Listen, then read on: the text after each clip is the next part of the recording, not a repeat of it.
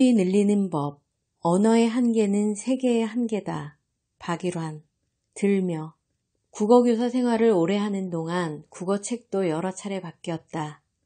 표지가 화려해지고 종이 질이 좋아지는 등 겉모습뿐 아니라 내용도 많이 달라져서 예전에는 줄곧 실리던 글이 사라졌는가 하면 빈 자리를 새로운 글이 채웠다. 여러 변화 가운데 하나로 본문 옆에 낱말풀이가 달리기 시작했다. 어려운 낱말이 나왔을 때 일일이 국어사전을 찾아보는 수고를 덜어주기 위한 배려였다. 그렇다고 해서 옛날 학생이 모두 국어 공부를 하다 모르는 낱말이 나오면 국어사전을 찾아보았느냐 하면 꼭 그렇지는 않다. 그런 수고를 들이기보다는 국어 참고서부터 들추어보는 게 보통이었다. 참고서에 자세한 낱말풀이가 실려 있었으니 늘 옆에 끼고 살던 참고서를 펼쳐보는 게 책꽂이 어딘가에 꽂혀있을 국어사전을 찾는 것보다 훨씬 빨랐다. 지금보다 예전에는 국어사전에 대한 대우가 좋았다. 내가 중고등학교를 졸업할 때만 해도 졸업 시상품으로 국어사전이나 영어사전, 오편 같은 걸 주곤 했다. 그만큼 어학사전을 중요하게 여겼음을 알 수 있다. 어학 공부는 어휘 습득을 기본으로 해야 한다는 믿음을 바탕에 깔고 있었기 때문이리라. 요즘은 졸업 시상품으로 사전을 주는 학교를 찾기 힘들다. 지금은 어휘의 중요성을 예전만큼 크게 느끼지 않아서일까? 그렇지는 않을 테고 종이 사전에서 전자 사전 시대를 거쳐 인터넷이 모든 어휘 정보를 제공하고 있는 시대로 바뀐 탓이 크다. 더구나 스마트폰으로 인터넷을 하는 시대다 보니 궁금한 게 있으면 그 자리에서 바로 스마트폰을 꺼내 검색해보면 된다. 그동안 우리말 관련 책을 몇 권 낸 바 있는 나 역시 이제 종이사전은 거의 보지 않는다. 종이사전이 사라지고 있는 현실을 아쉬워할 수도 있겠으나 그만큼 시대가 변했다는 사실을 인정할 필요가 있다. 다만 제대로 된 국어사전이 있으면 좋겠다는 생각은 자주 한다. 찾고자 하는 낱말이 국어사전에 실려있지 않거나 뜻풀이가 모호하고 불친절한 경우를 많이 보았기 때문이다. 표준국어 대사전에 실린 어휘의 수는 50만 개가 넘는다. 그 많은 어휘를 남김없이 외울 도리도 없거니와 평생 한 번도 사용하지 않을 어휘도 수두룩하다. 우리가 실생활에서 사용하는 어휘의 수는 생각만큼 많지 않다. 한자에도 기초 한자라는 게 있고 영어도 꼭 알아두어야 할 단어와 수거만 모아놓아서 펴낸 어휘집을 쉽게 접할 수 있다. 그렇다면 외국어도 아닌 우리말 어휘를 따로 공부할 필요가 있을까? 웬만한 어휘는 저절로 깨치는 경우가 많고 정 궁금하면 앞서 말한 대로 인터넷 검색을 해보면 될 일이다.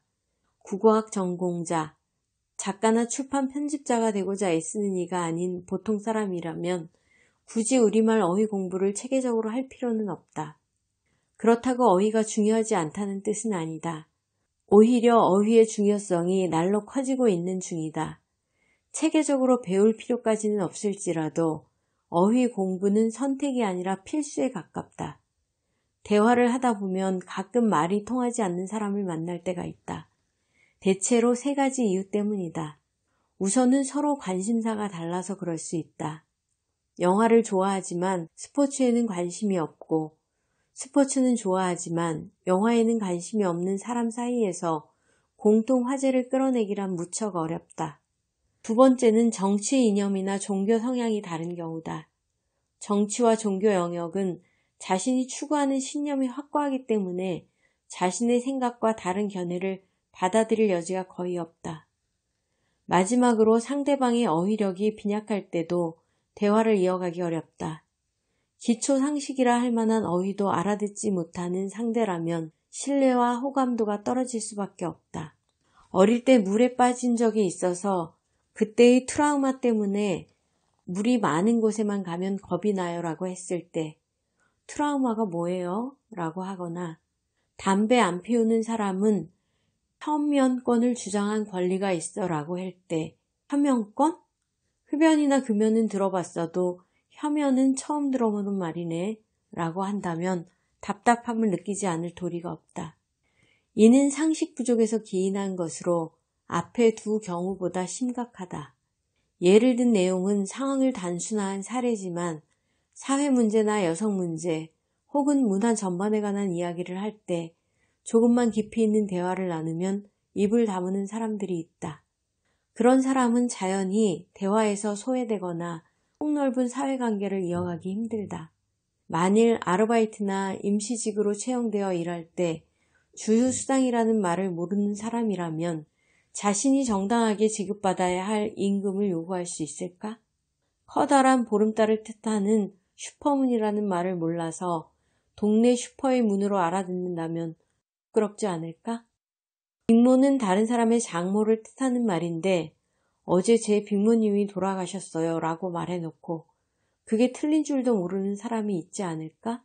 이런 예는 무척 많을 것이다. 영화 내부자들에서 배우 이병헌이 했던 유명한 대사 모히또 가서 물듀브나 한잔 하자가 우스갯소리로 그냥 나오지는 않았을 테니까. 곧 4차 혁명 시대가 올 것이라고 이야기하는 사람들이 많다. 그러면서 예로 사물 인터넷과 인공지능 같은 것을 든다.